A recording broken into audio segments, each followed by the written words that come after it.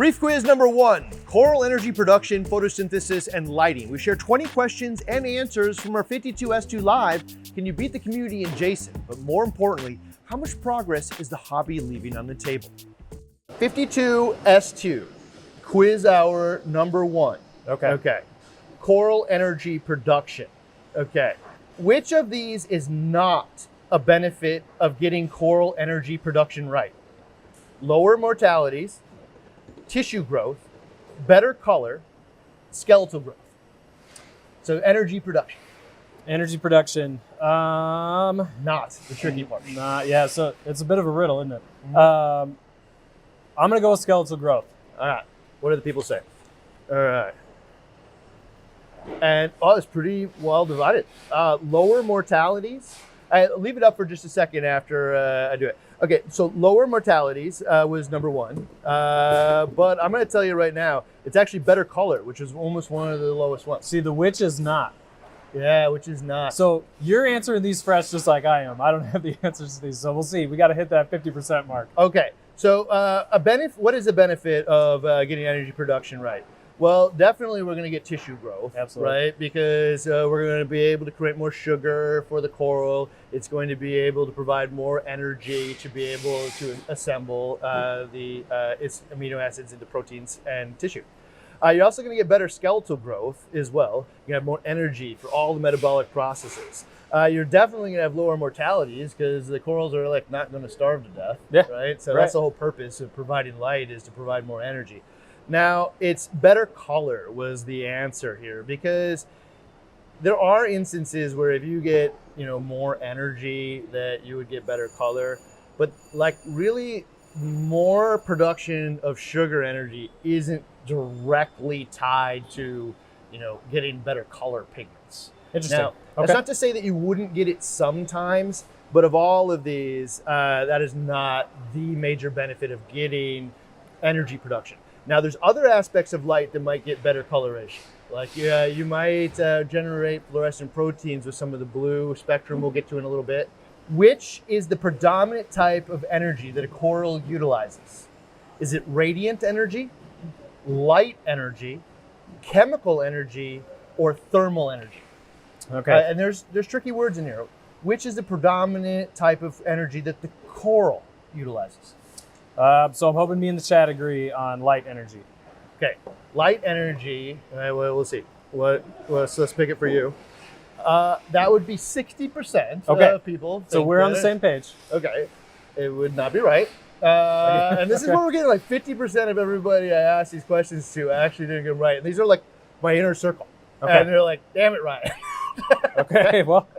Okay, so first off, radiant energy is like the whole radioactive spectrum. Light energy is like only like a portion of it. Okay. Right? So if you think of light waves as like radioactive energy, or not radioactive, but like that portion of it. So that would be the whole thing. And then you narrow it down to light energy. Thermal energy is really kind of like measurement of temperature, but also how often like things are colliding and stuff. And the answer is chemical energy. Interesting. Is the correct answer. So this is why. Because it's actually the zooxanthellae that is utilizing the light energy. Okay. So the zooxanthellae is combining light with water and carbon dioxide to produce sugar, right? That sugar goes on to provide energy to the coral. Okay. So as you read it, what type of light or energy is predominant to the coral? It is the sugar. And chemical energy is basically the zooxanthellae is turning light energy into a stored energy of a sugar. Interesting. Okay, so all this stuff is super nerdy. If you stick with us, you will see how each layer of one of these questions actually stitches together into like a coherent thought. And you're like, I get it finally. And now understand why we do it the way we do. Well, I've got 2 wrong, so I'm sticking around. Okay. I'm just glad that me and the chat answered the same. Which of these is directly responsible for light energy collection? Coral, the zooxanthellae, the chloroplasts, or the chlorophyll? I have to go with zooxanthellae. Everything in my brain is saying zooxanthellae. I'm a little bit nervous now. I've gotten two wrong in a row. Understandable. I don't see the quiz on here, but oh, and the volume turned on somehow. How do I unmute it or mute it? All right, well, quiz is not showing up, and somebody mute it. Okay, so the correct answer would be, you would think that which is directly responsible for light energy collection. So most people know the coral itself isn't actually getting the coral or Sure. the light, right? Sure. It's this symbiotic algae that lives within its tissue called zooxanthellae that's collecting the light, turning it into energy. But if you go layers deeper, it's actually, there's a chloroplast inside of the zooxanthellae. Which is all the magic happens. Like this Okay. chloroplast is like this little cell that collects the light energy and then reassembles everything into sugar. But if we read this actually all the way, it's what of these is directly responsible for light energy collection? And the answer is D, chlorophyll. See, okay, so that one, now that we talked about it, makes a little more sense. Okay, chlorophyll is actually inside the chloroplast. Sure. So like if you think about it as layers, it's like chlorophyll collects the light energy, passes it on to the chloroplast, which creates, turns it into chemical energy, which then feeds the zooxanthellae, which then goes on to leak out into the animal as well. Okay. Well, so we couldn't see the answers. I'm assuming a majority of everyone watching answered the same as I did. I would say so. I'm hoping so now that I'm on Yeah. 3 wrong. Yes. Okay. Yes. Which of these is considered the principal or primary photosynthetic pigment? Okay. Okay. Chlorophyll A, chlorophyll B, chlorophyll C2, or carotenoids? Okay, so from our last question, I know it's chlorophyll. And chlorophyll A is what my brain is telling me, but I don't have anything to back it up, but that's my answer. Chlorophyll A, Chlorophyll A. is your answer? Final answer. Dave, can you tell me what the people picked? Oh, you cannot. Okay. Well, we'll find out later. They're fixing the tablet. Okay. So the answer would be chlorophyll A. Okay. So chlorophyll A is considered the principal or primary photosynthetic pigment. Okay. Okay. Chlorophyll A is where all the magic happens. It's going to actually turn light energy into chemical energy. Pass the light on. Like that's part of the whole system inside the chloroplast. Okay. Okay. But there are other things in there. I will say chlorophyll B. If anybody said that one, like every bit of research I've ever done is chlorophyll B doesn't exist in coral. It exists in plants. So Sure. everything you learned about photosynthesis with plants in high school or college applies to plants. Chlorophyll B, no. It's chlorophyll A, C2, and the carotenoids, specifically predominant. They'll actually pass energy over. Okay. But those other two are called accessory pigments, and we'll learn about those in just a second. Which spectrum is the principal pigment, chlorophyll A, most efficient and collecting? Okay. Okay, so there are areas that the different chlorophylls and stuff can absorb energy way, way, way better than others. So in the principal pigment, we already identify as chlorophyll A. So which spectrum is most efficient at collecting? Violet, indigo, royal blue, or blue? All right, so this one I'm a little bit torn. I want to say royal blue, but I believe from the last time we were talking about lighting that violet is the correct one. Okay. So violet is my answer. You're going to select violet, and 35% of people would agree with you. Fairly split though. Yeah, it is fairly split. Nobody picked indigo, which is interesting. It was about equal between or very royal few blue and people. violet. Yeah. Okay, so the answer is violet. Okay. Right, and we'll explain why. Basically, there's this big hump of violet that it absorbs the best. Okay. Right? Okay. So chlorophyll A, right in that violet range of like 380 nerd nanometers all the way to I think like 410 or something like that. Okay. Is where it absorbs light the most efficiently, and then it falls off like dramatically. Okay. Like so, light just like 20 nanometers, like indigo or blue, like it might take 10 times as much light to actually produce the same amount of energy if you're in those zones. So it is violet. You're gonna hear why some light sources, like why we haven't really focused on violet as a hobby as much as we probably should have in the next quiz question. Why do many modern reefs light sources have so little violet? Okay. Answer number one, par wars and cost. Royal blue LEDs look great. Lack of demand for better, or all of the above. So when I was in school and there was an all of the above question, I would usually default to that. So I'm going to go back to childhood and click all of the above. I'm going to tell you right now, throughout all 240 of these, if you selected all of the above when it's available, you'd be right about 80% of the time. Okay, so I only have to worry about the 20%. Yeah, because I mean, half of it's a quiz, half of we're trying to share information here, and it's the easiest way. Okay. So you would be right here, and let's see, I bet you everybody says all of the above, 70%. So, Okay. 2/3. Okay, so in that spirit, so why do so many modern light sources have so little violet? Well, the first one I'll just share is royal blue LEDs, which are not violet. They're like somewhere in between blue and indigo. Okay. Those things, royal blue LEDs do look great. They add a lot of fluorescence. They add a lot of pop to it. And so, like, I mean, let's be frank. I would wager that 90% of reefers are not judging their lights based on biology performance.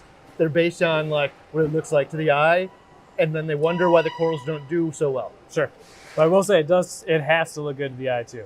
Okay, that'd be like me designing my diet based on what tastes good rather than what my body would appreciate. I mean, that's how I design my diet. I know there's results associated with that. You can see them.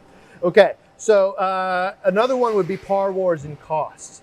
So I don't know how to tell you, but early on in the LEDs, for whatever reason, man, we put this little grid of par out in air, and like everybody was chasing the highest par possible, and that was the best light. Okay, royal blue LEDs are the cheapest LED in the blue range, and cool whites are just basically royal blue with phosphors in them. Okay. So that's why there's like this big giant peak of like this Eiffel Tower of spectrum, we call it. It's just inexpensive. And in a world where people care what it costs, and par was the only thing that we were talking about, well, if that's what people buy, man, that's what they make. Yeah, Okay. so that leads into the last one. Lack of demand for better. Here's the reality. The kings of lighting, the kings of really any category, isn't necessarily the person that makes the best available product. It is just what people end up buying. Okay, sure. Yeah. Yeah, I would say that's true with anything. Yeah, it's just like, I think of like, I can't say their name probably out loud, but I think of like some speakers and stuff that used to be like super, super popular. You guys can probably say it in the comments. You probably know what I'm talking about. Some of you audiophiles out there. Super, super popular. But everybody would agree behind the scenes that really are into this that it sucks. But man, did they have great advertising. Yeah. So it isn't really, you guys have to, if we want change going forward, you guys have to decide for yourselves, like, what do you think is better? And then not only decide that that's what you're going to use, but also that's what you recommend to others to change it for the future for everybody. True or false? Corals will die without violet light. Okay. So this is violet light. We had established that chlorophyll A is where the predominant energy photosynthesis center, the principal pigment. Sure. We identified it collects most of its energy in violet light. So will the coral die without violet light? Mostly true, mostly false. Emphasizing the word mostly. Okay, so I've got the mostly to work with. I'm super torn on this one. I'm going to go with mostly true because we just discussed how important it is. All right, so we'll select mostly true here, and we would say that 27% of people believe that to be true. Okay, so 27% of you were thinking like me. Okay, it is actually mostly false. The corals can survive without the violet light. Okay. Okay, the next quiz question, you're going to hear why, but like there's lots of lights out there that, like the heart of this is, how come I can put on a light that's like mostly just royal blue LEDs and the corals, you know, like will survive? Sure. There's two things you should hear in here. Like, there's a difference between survive and thrive. There's also a difference between I put the coral in the tank and it immediately took off. Like, just put it in there and it never skipped a beat and just started encrusting all over the bases. And then there's like, it hung in there for like 6 to 12 months and then did that. Okay. Right? Okay. But for the first 6 to 12 months, it was kind of like dicey. right? Sure, I've had that. Difference between thrive and survive. You're going to hear that in the next quiz question. Accessory pigments will turn indigo and blue light into what? Direct chemical energy, sugar, Okay. or electrical energy for chlorophyll A. So I'm trying to retain as we're going through. So I'm going to go with electrical energy for chlorophyll A. Okay. And 71%. Okay. Nice. All right. Good job. Did we get that one? Yeah. you Okay, did. there we Yeah. go. Okay, so what's happening there, I'll give it a really quick, is the reason that the corals don't die is because the corals can take energy from chlorophyll, or from chlorophyll C2 and some of the carotenoids, which is like that royal blue and the other colors, and then pass the energy back to chlorophyll A. Okay. So it has a mechanism to pass that energy that direction, right? Okay, so it's important to note here that the chlorophyll C2 and the carotenoids like predominant are not like direct energy creators. Okay, and this is why that you might see some of these things struggle. Is basically when I take this coral that was used to being in a lot of violet light, and then all of a sudden we move it into this world where it doesn't have a lot of violet light, but it's also not starving. It has to change the amount of chlorophyll C2, the predominant and A, and change its whole biology to be able to adapt to this like really foreign environment. Will it die? Not always, sometimes. But it's gonna struggle for a while. This is also why you don't flip the switches all the time. You know, sure. And like when I flip the switches and it looks good, and then next month I'm like, oh man, I want to flip the switches again. You're almost always going to make it worse because now I have to adapt to that again. Okay. Yeah. So what is the typical violet, indigo, and blue light ratio in the ocean reef? So think of this as a scale. Like here's indigo, here's violet, here's indigo, and here's blue. What's the typical scale of these things? Okay. Equal amounts of violet, indigo, and blue. Equal amounts of indigo and blue, and then only 50% violet, or less violet the deeper you go. I can rationalize almost all of these in my head. Less violet the deeper you go is sticking out though. Okay, all right. I think that you're a good quiz taker because that is true. Let's see what the people say though.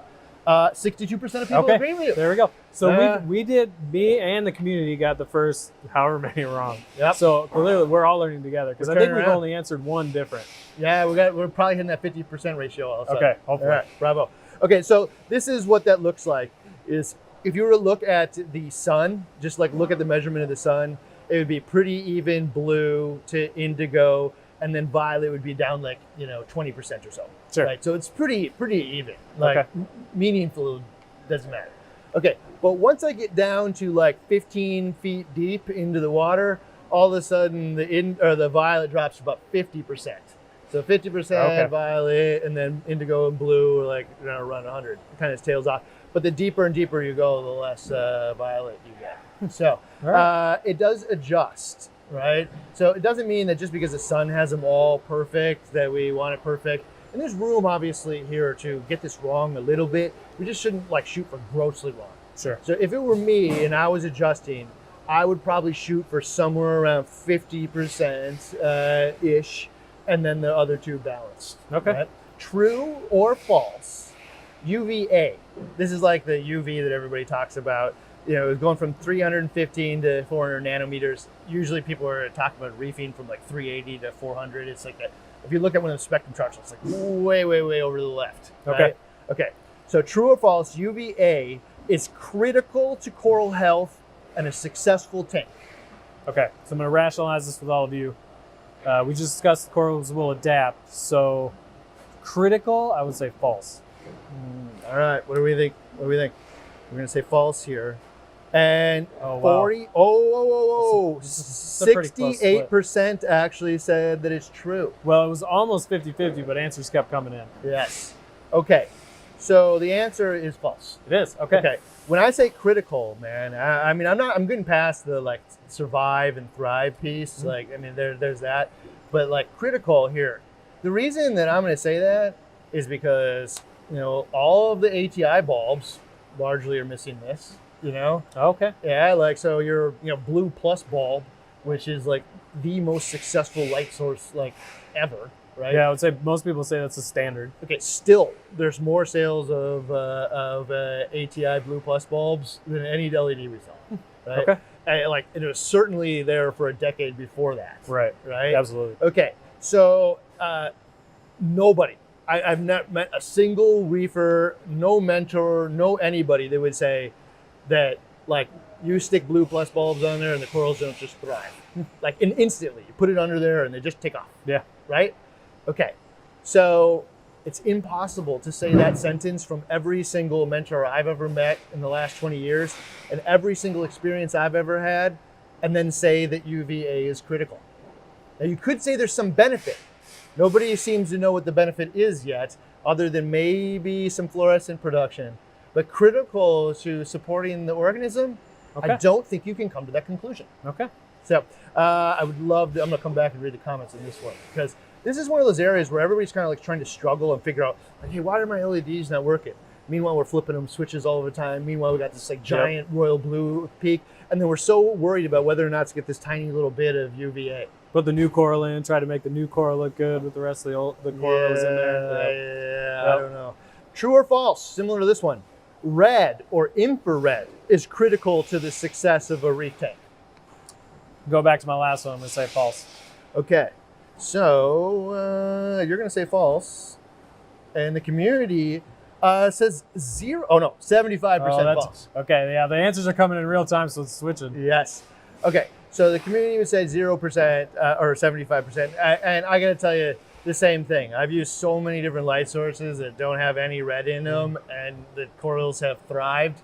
I'm not talking about like, single instance of like my tank. I'm talking like, people that do this at scale. Sure. Right. And I got to tell you also, like I've read literature that, kind of tells you that they may have actually used red to identify like how close they are to the surface and how intense the PAR is, and actually slow down photosynthesis in relation to red. Okay. I got to tell you, like, we've actually seen some of our experiments here. I'll just actually say we did some experiments using various refugium lights, and the more red we had in it, the more cyano grew. Okay. Oh, sure. So now don't go around and do this, because we're repeating the test because I want to be able to show it, definitively. But like, I don't necessarily know that like red means that the corals need it. Now it's true that if you go look at the chart, that the chlorophyll A can absorb red. Okay. Right. Okay. But that doesn't necessarily mean that it absolutely needs it, and it doesn't mean, because the deeper you go in water, the less red there is. It's the first thing that's filtered out, right? So, and in fact, one of the reasons that the water's hotter at the surface is it's filtering out the infrared, which heats the water. Okay. Okay. So like it is, at 40 feet, there's like almost no red there.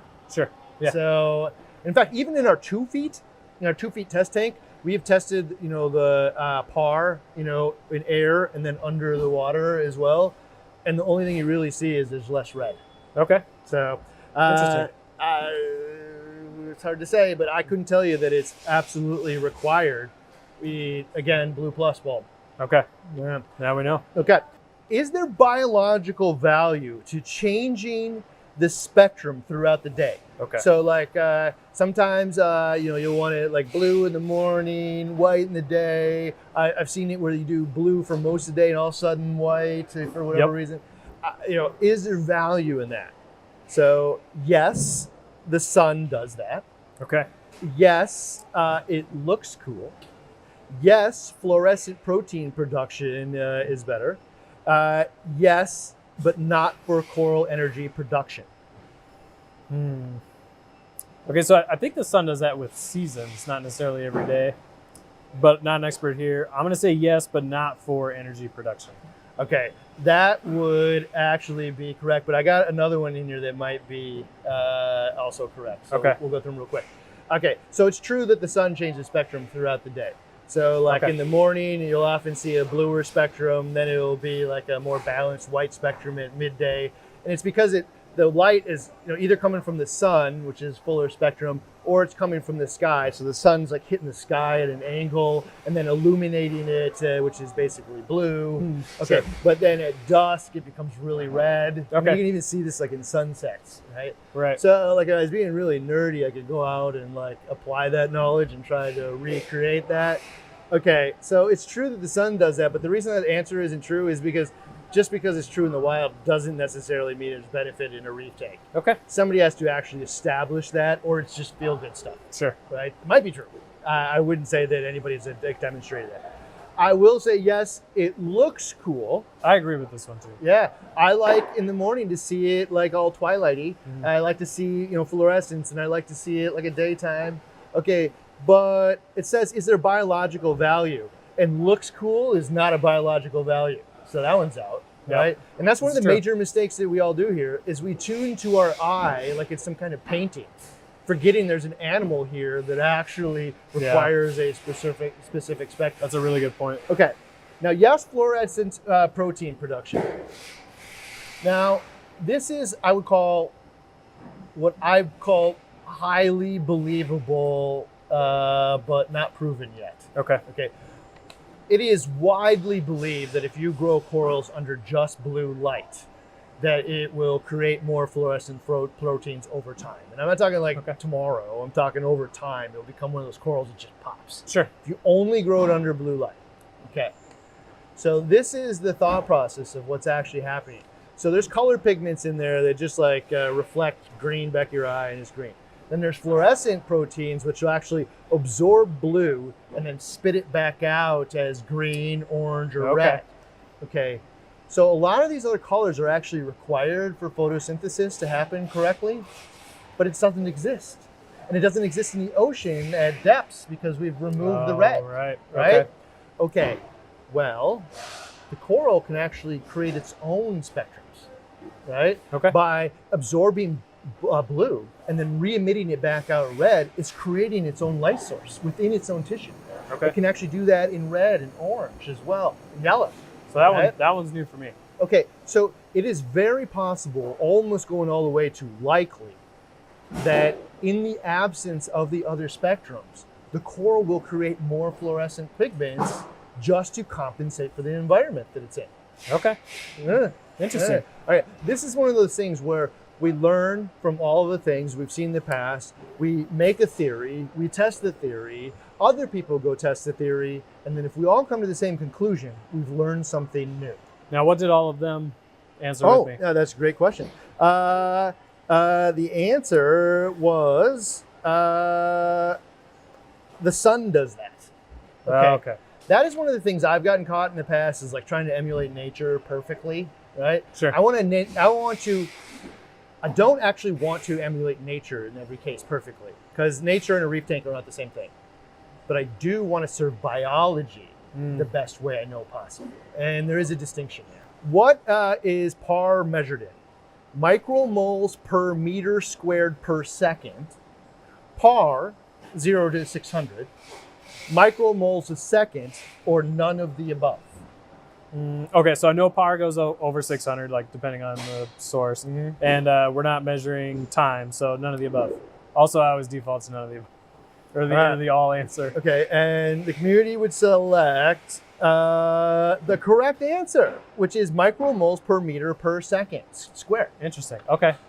See, the seconds threw me off. So micromoles, basically what you're measuring is the amount of photons that hit a square meter in a second. Okay. And I'm gonna I wonder if I have it in there. Now I feel like I should have known that one. I think I pulled it out, but it's like the amount of zeros after the number. Somebody should post it. How many actual photons in like one PAR? But it's like a quintillion. It's so many. Okay. But it's measuring the amount of photons that hit a square meter in a second. Okay, so we're going to get to why that square meter piece of it in the next question actually really matters. Because this is where I think we're all thinking about PAR wrong, and we could improve our thought process. True or false? A PAR meter measures the entire surface of a coral rather than just one point. So I believe I know it measures just one point. It won't measure the surface of the coral because we don't know the size of said coral in the question. Okay. True or false? A PAR meter measures the entire surface of the coral rather than just one point. You're saying? False. All right. True or false? 95%. Okay. All right. See, we're on the same page. Okay. So this is the interesting part, right? If you like stitch some of this stuff together. Okay. So this is where like shadows come in, and like how you can like now like think about how you're going to measure this stuff. So Often what we do is we take our little par meter and we put it on the top of a coral and say, that coral is receiving 300 par. Okay, right? guilty of that. Yep. Mission accomplished, right? Okay, but the reality is it's averaging over a square meter, but the sensor is literally like what, like a 3/8 inch dot? Yeah, if that. So it's meaning at that dot, if we average it out, it'd be 300 par, right? Okay, but what about over here on the side of it? What about over here on the side of it? And we do know when we did all the shadow testing is I could move the par meter into the shadow and we'd lose 75% of the par. Sure, right. Okay, so I went, before we did this, I put a par meter in my own tank and then I turned on just the primary lights, those ones that are like really easy to shadow. And I would aim it up and it'd be like 300 par. And then I turned it to the side. And what do you think it is after it goes from 300 to what? Oh, in half? Oh, no? Stay the same? 5, dude. 5, wow. Like 5. Okay. Yeah, okay, like almost nothing. Okay. Just over here on the side. Okay, this is that primary light source, man. It's spreading out over area. Yeah, man, like directly under at the right angle. Perfect, man. See, I even thought that half was like a little over. Okay, then I turned on the fill lights. Okay, it's not as impressive as you might think, but I go from 300 to about 100.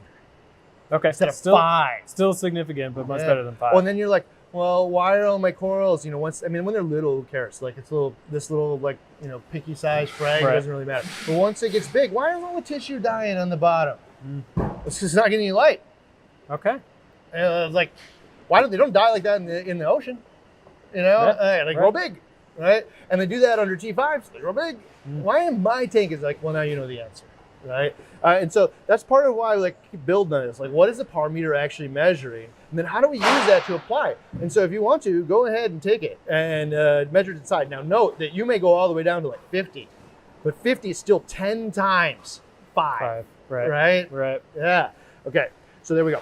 What does DLI measure? So DLI is a question that I bet you only 10% of people out there is really thinking about. Okay. Okay, but the total number, it's a daily light interval. Let's see what it stands for. Total number of photons in a day, total number of photons in an hour, quality of the photons, or photon density. I'm gonna be honest, I'm just guessing on this one. Total number of photons in a day makes sense. Okay, let's see what other people think. All right. And 50%, just went down to 44 or 41. Oh, we're going down. Would tell you that total number of photons in a day is the correct answer, and they would be correct. It is? Okay. Yeah. Well, we're pretty split on there, so we're still learning. Yep. So this is like that question of, could I have 300 par for 4 hours, or could I have 150 par for 8 hours? Right? Sure. Or some kind of math like that, and you could adjust it. And it also, like when people are ramping up and down, I have 300 par, but maybe I only have it for 2 hours. Okay.